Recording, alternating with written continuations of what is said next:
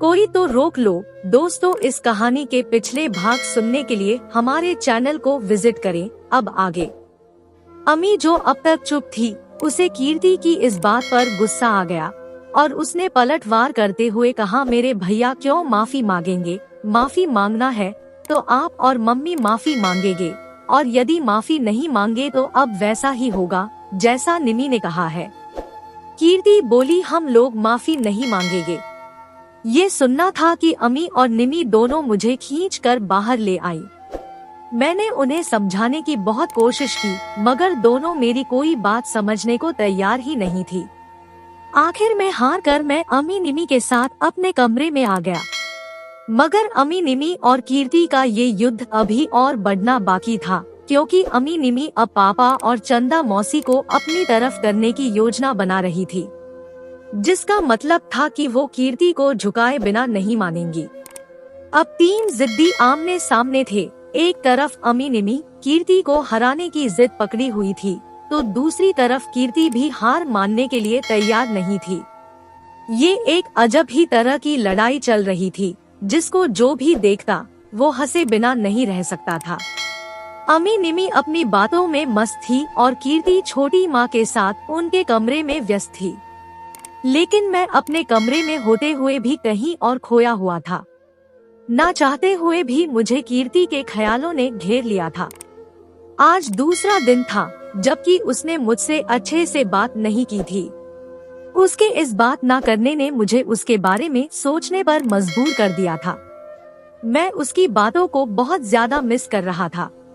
ना जाने क्यों, पर मैं उसके पास रहना चाहता था और उससे बात करना चाहता था। आज कीर्ति के मेरे सामने होते हुए भी मुझे उसकी कमी का एहसास हो रहा था। मैं कीर्ति के ख्यालों में खोया हुआ था कि तभी निमी ने मेरा हाथ पकड़कर हिलाते हुए कहा, भैया चलो नीचे चलकर बैठते हैं, हम कुछ देर नीचे चलकर टीवी देखेंगे। अमी निमी सोफे पर मेरे अगल बगल बैठी थी। उन्होंने कीर्ति को आते देखा तो अमी ने निमी को इशारा किया और फिर दोनों मेरी गोद में सिर रखकर लेट गई, ताकि सोफे पर कीर्ति ना बैठ पाए। उनकी हरकत देख कीर्ति ने बुरा सा मुंह बनाया और फिर छोटी माँ के साथ दूसरे सोफे पर बैठ गई। मगर कुछ देर बाद उसे भी अमी निमी को चिढ़ाने का आइडिया आया और वो तुरंत छोटी माँ की गोद में लेटे हुए कहने लगी, मौसी आपकी गोद में मुझे बहुत अच्छा लग रहा है और आपके हाथ में तो जादू है। आप जब सिर पर हाथ फेरती हैं तो और भी ज्यादा अच्छा लगता है।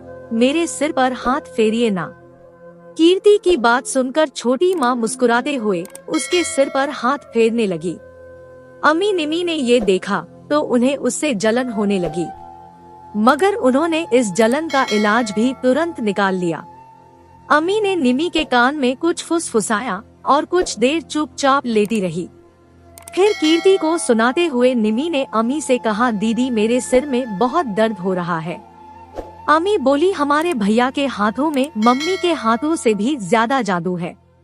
जब वो सिर पर हाथ फेरते हैं तो बड़े से बड़ा सिर दर्द चुटकी में भाग जाता है। निमी बोली, भैया मेरे सिर पर हाथ फेरिए ना। निमी की बात सुनकर मुझे हंसी आ गई और मैं उसके सिर पर हाथ फेरने लगा।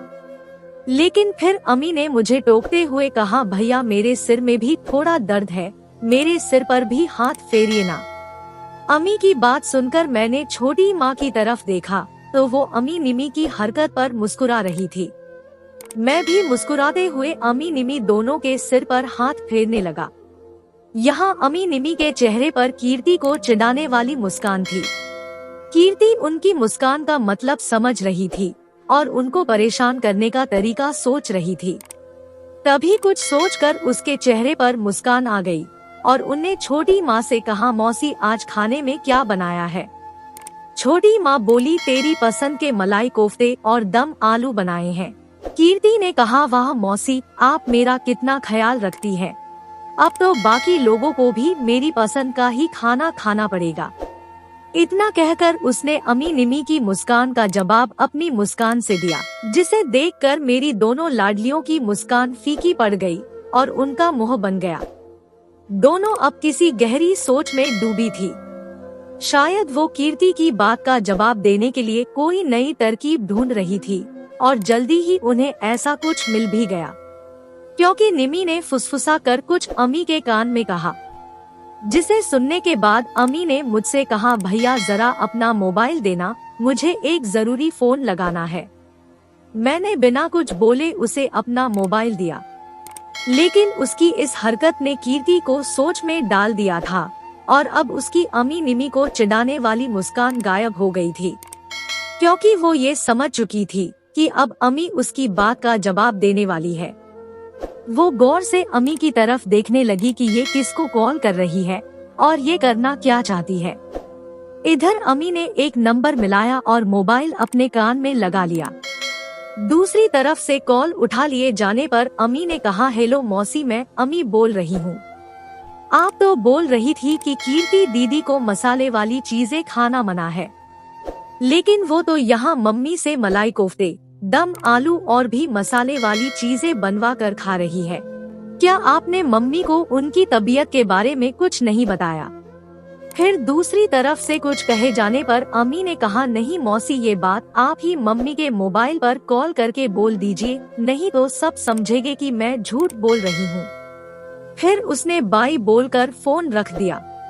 उसके मोबाइल रखने के कुछ ही देर बाद छोटी माँ का मोबाइल बज उठा। छोटी माँ ने कॉल उठाया और मौसी से बात की। मौसी से बात हो जाने के बाद छोटी माँ कीर्ति से कहने लगी, सॉरी बेटी, दीदी ने कहा है कि तुम मसालेदार खाना नहीं खा सकती, इसलिए मैं तेरे लिए कम मसाले का खाना बना देती हूँ। ये कहकर छोटी माँ खाना बनाने चली गई और कीर्ति अम्मी की इस हरकत से सच में गुस्सा हो गई, मगर जिसे अम्मी देखकर समझ गई और बड़ी ही मासूमियत से बोली, दीदी गुस्सा मत हो, सुबह मौसी आपके लिए अलग से बिना तेल मसाले का खाना बना रही थी, तो हम लोगों ने पूछा कि दीदी के लिए अलग से ये खाना क्यों बनाया जा रहा है, तो मौसी ने बताया कि ज्यादा तेल मसाले के खाने से आपकी तबीयत खराब हो जाती है, आपका लिवर कमजोर है, अब आप बेकार में मेरे ऊपर गुस्सा मत होइए। कीर्ति जानती थी कि दोनों ने उसकी बात को काटने के लिए ही ऐसा किया है, मगर उनकी बात सही थी, इसलिए वो इस बात के लिए उन्हें कुछ नहीं कहती। लेकिन कीर्ति इतनी जल्दी हार मानने वाली भी नहीं थी।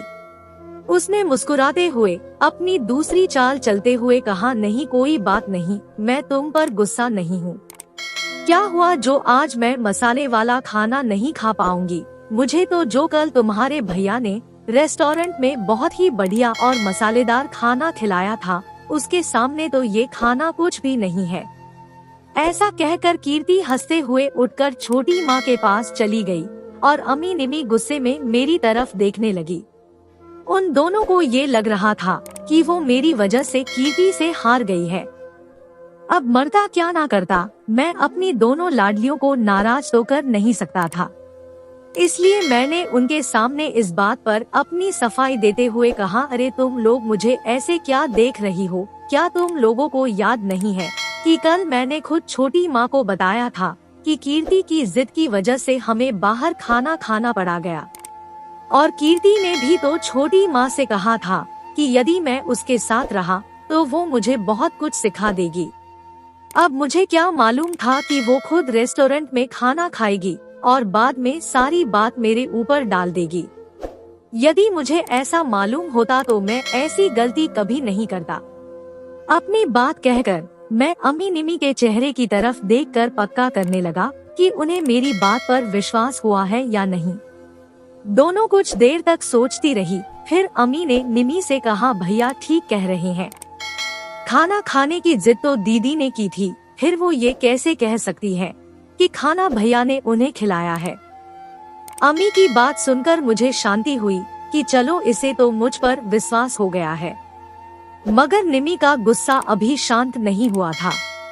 उसने अम्मी की इस बात से जवाब में उससे कहा, लेकिन जब भैया बाहर खाना नहीं खाते हैं तो फिर इन्हें उनके साथ खाना खाने की क्या जरूरत थी? अम्मी बोली, तू समझती क्यों नहीं है?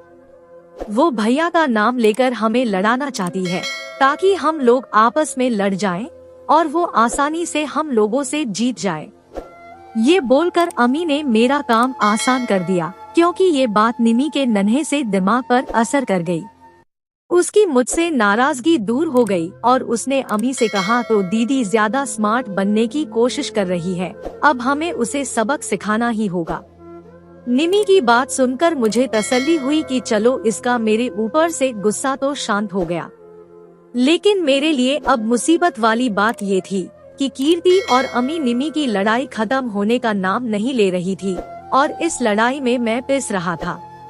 मैं चाहकर भी इस लड़ाई से पीछे नहीं हट सकता था, क्योंकि मेरी दोनों नन्ही बहनें मेरी वजह से ही कीर्ति से लड़ रही थी।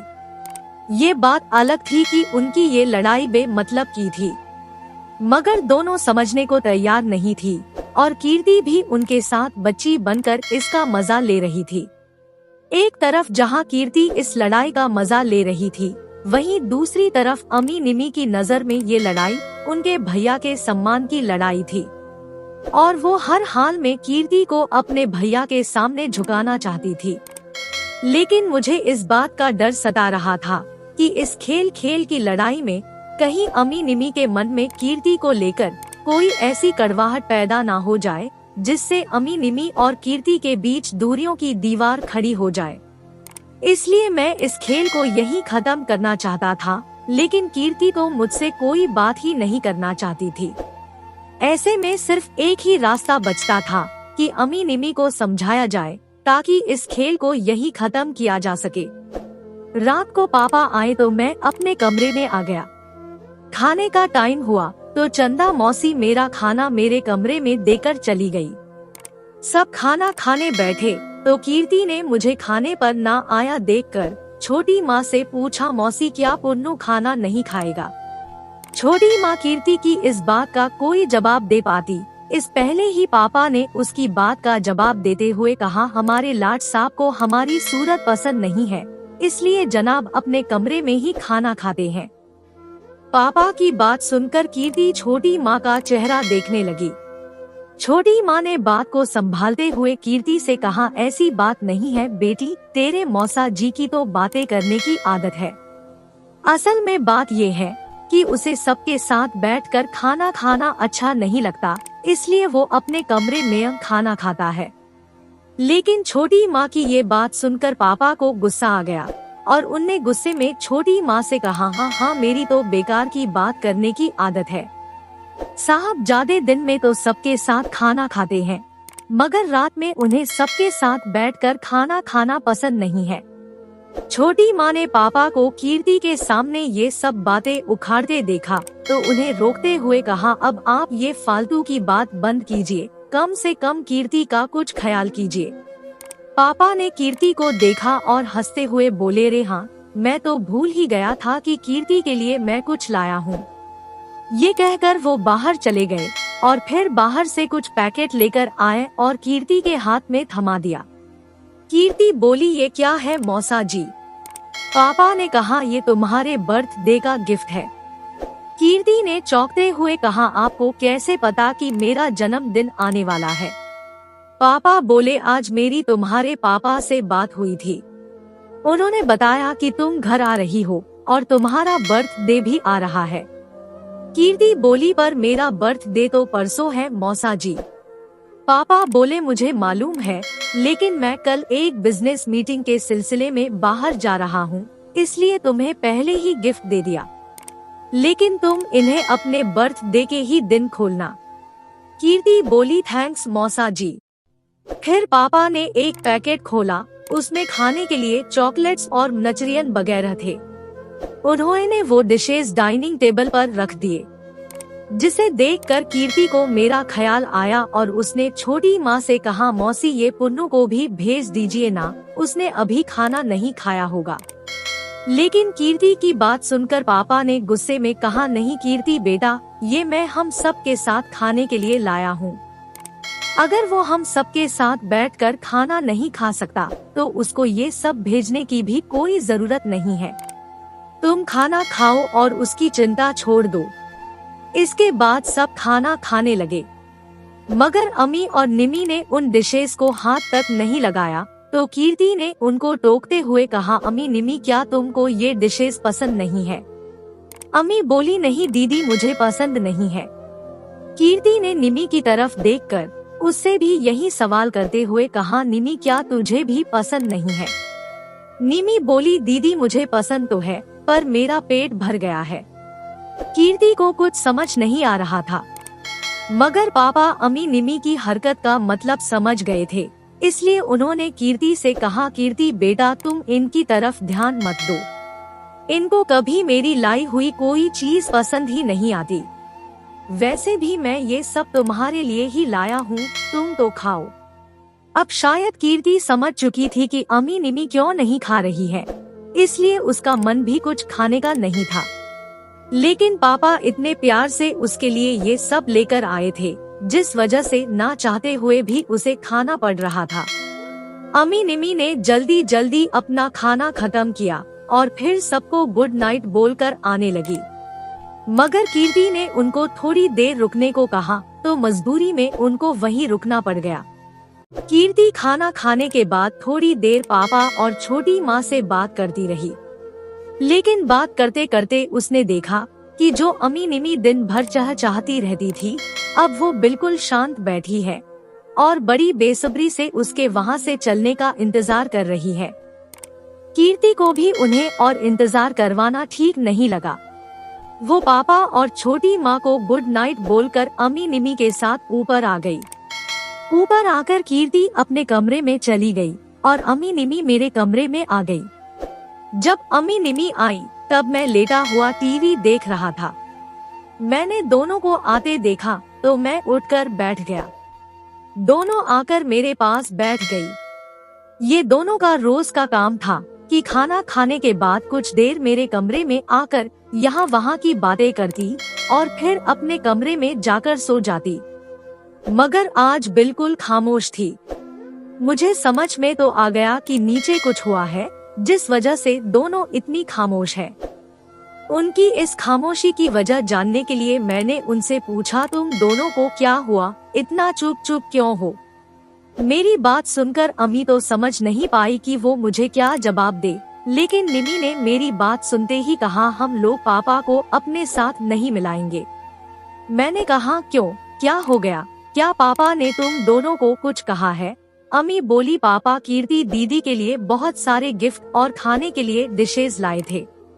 जब कीर्ति दीदी ने मम्मी से कहा कि ये ऊपर पुन्नू को भी भेज दो तो पापा गुस्सा करने लगे और बोलने लगे कि जब वो नीचे आकर नहीं खा सकता तो उसके लिए कुछ भी ऊपर भेजने की जरूरत नहीं है।